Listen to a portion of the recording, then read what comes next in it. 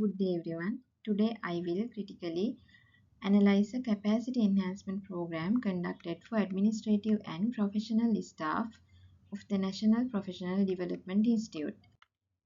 The project was funded by the Global Skills Development Foundation and aimed to improve staff competencies and organizational effectiveness.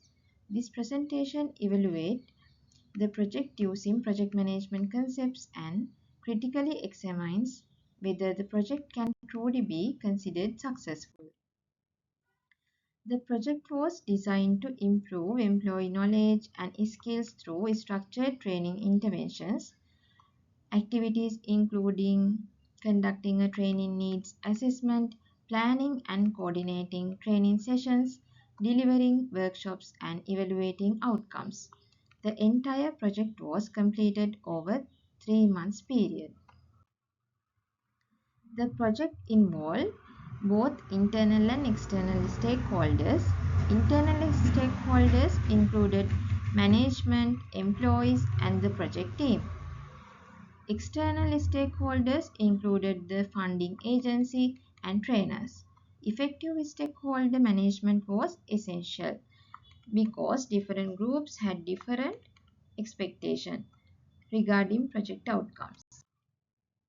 The project was implemented in 3 phases: planning, implementation, and evaluation. Budget allocations covered training materials, trainers, logistics, and refreshments. The project remained within its approved budget and schedule. From a project management perspective, the project successfully met its scope, time, and cost targets. However, PMBOK guide emphasized that project success should not be evaluated through the triple constraint. Long-term organizational benefits must also be considered. Several risks were identified, including low attendance, trainer unavailability, and technical disruptions. Preventive actions such as backup trainers, contingency plans, and early communication help to minimize the risk and support smooth project execution. Communication was maintained through emails, meetings, schedules, progress reports, and feedback surveys. Effective communication reduced misunderstandings and improved coordination among stakeholders. The project benefited from strong leadership support, sufficient funding, and effective planning. These factors contributed to timely completion and positive participant feedbacks. However, the achievement of immediate objectives does not necessarily confirm long-term organizational success.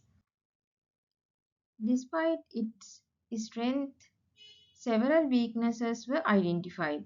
The training duration was relatively short and there was limited follow-up after completion. Furthermore, no performance indicators were established to measure whether staff behavior or organizational performance improved, such as a result of the training. The project demonstrates the importance of stakeholder engagement, proactive risk management, and continuous monitoring. In future projects, I would introduce measurable performance indicators, follow-up assessments, and post-training coaching mechanism to enhance sustainability. In conclusion, the project achieved its immediate objectives within scope, time, and budget constraints. However, the absence of long-term performance measurements makes it different to determine the true organizational impact.